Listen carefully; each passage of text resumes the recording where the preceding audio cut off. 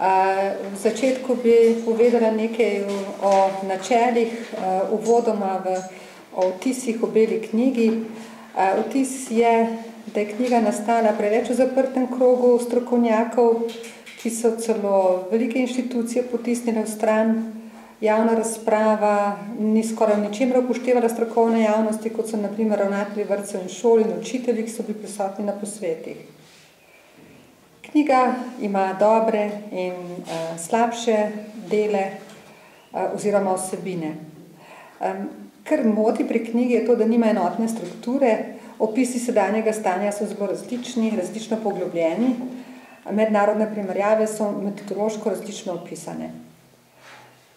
Pridobljeni rezultati in rešitve temeljijo zgolj na empiričnih vprašalnikih, kar se za takšen dokument zagotovo ne spodobi. Nekateri se sprašujejo o vzorcu ravnateljev, učiteljev in mestu staršev.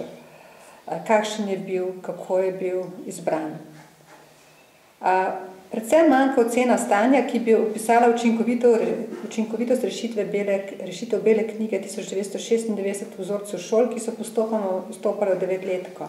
Ne smemo pozabiti tiste silne primerjave Pirusa, ki je primerjal 10-letne otroke, ene vključena v 8-letno šolo, drugo pa 9-letno šolo. 9-letniki so imeli 350 ur slovenščine več, pa vendarle dosegli 2 ubogi točki več kot 8-letniki, 522 točk proti 520 točkam. Torej, tukaj bi se treba vprašati, kje so vzroki. To ni bilo storjeno. Uvodnim načelom je moč učitati ključno zmoto, načela pometejo s kompetencami in znova uvedejo zgolj faktor znanja. Dejstvo je, da Evropa govori o doseganju kompetenc, ključnih kompetenc. Kompetence, ki obsegajo zmožnosti učenca, dijaka ter znanje z dodano vrednostjo, poučevalske kompetence in spodbudno učno okolje so nadgradna znanja. Opustitev kompetenc potem pomeni vračanje nazaj. To je težko razumeti. Kakovosti je namenjeno bistveno premalo pozornosti. Kolikor pa je, se znova vrača na storilnostni nivo.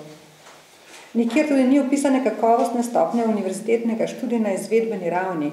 Gre za izobraževanje učiteljev. Nažalost, naših univerz ni med prvimi 250 najboljšimi na svetu. Turška, na primer, je.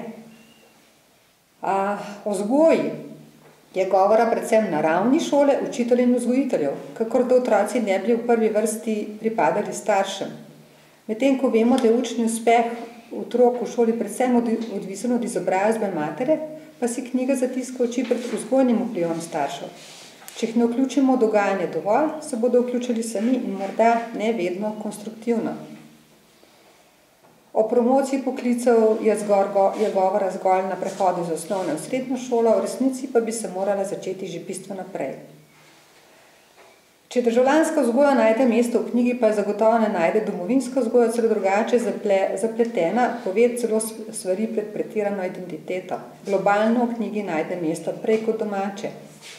A zato se ni čuditi, da razčlovečena ideja najde pot do omembe osebnostnega razvoja zgolj preko trajnostnega razvoja, kar sicer ni slabo, je pa bistveno premalo. Človek ni zgolj najbolj razvita žival, je socialno bitje, ki razvija etičnost, predvsem samorefleksiji in empatiji. Pravično za tuje rodne državljane je bila kritično omenjena že v Education at a Glance 2009. Bela knjiga ponuja nekaj rešitev, vendar pa manjka celostni odgovor z vidika lokalne samouprave, kulture, socialne in šolstva. Zanimivo in šokantno pa je, kako nobene pozornosti teksti ne namenjajo inovativnosti, tehnološkemu razvoju ter zdravju otrok in mladostnikov, kakor tudi ne demografskim problemom, ki pomembno vplivajo na mrežo šol ter kadrov vzgoje in izobraževanju.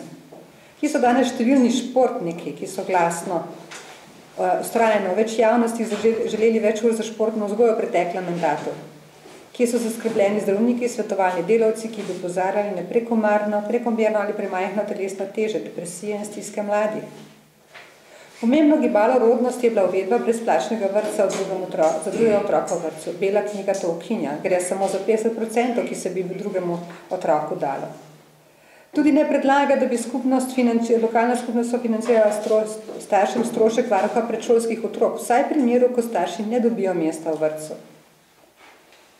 Izvajanje tujega jezika v vrtcu, kot je izvedbeno predlagano, torej samo izvajanje seveda dobro, zgodne učenje v osnovni šoli tujega jezika je zelo dobro, to pozdravljamo. Je pa pomanjkljivost 45 minut, ki jih nameniš 2-krat na teden v vrtcu, je seveda neprimerno. Namreč vemo, da učenje 45 minut za otroka, ki je v vrtcu ali pa v 1., 2., 3. razredu naenkrat je preveč. Tega preprosto ne zmorejo. Mnogo bolj pametno je 4-krat po 20 minut, to pa pomeni skoraj vsak dan. Vendar se nam zdi bolj primerno, da bi se poučeval tuj jezik integrirano po klil metodi, ne pa po ločenih sklopih urah. Vsaj za manjše otroke se to zdi bistveno boljše. Seveda pa to zahteva tudi kakovostno znanje tujega jezika, denimo angleščine, ki bi ga poučevale lahko vzgojiteljice. Trmarjenje sestavljalcev z nivojskem pouku se je nehalo, ko je bilo večkrat predstavljeno UNESCO poročilo 2010, ki zaobjema več kot 20 let raziskav v državah vseh kontinentov in vse posod kaže na ogromnih vzorcih otrok, da je škodljivo.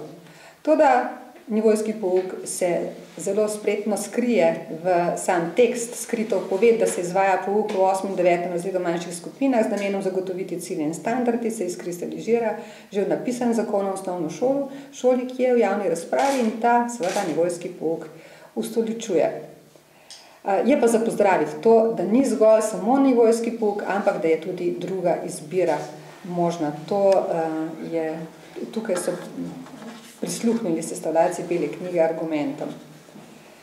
Opustitev drugega tujega jezika kot obveznega nas vrača manjšino evropskih narodov. Segregira otroke na tiste, ki so se zmožni učiti 2 tujih jezikov in tisti, ki se niso zmožni učiti. Tukaj se vračamo res v neke prašne dele in nerazumevanje. Poučevanje slovenščine kot tujega jezika je v beli knjigi rešeno dobro.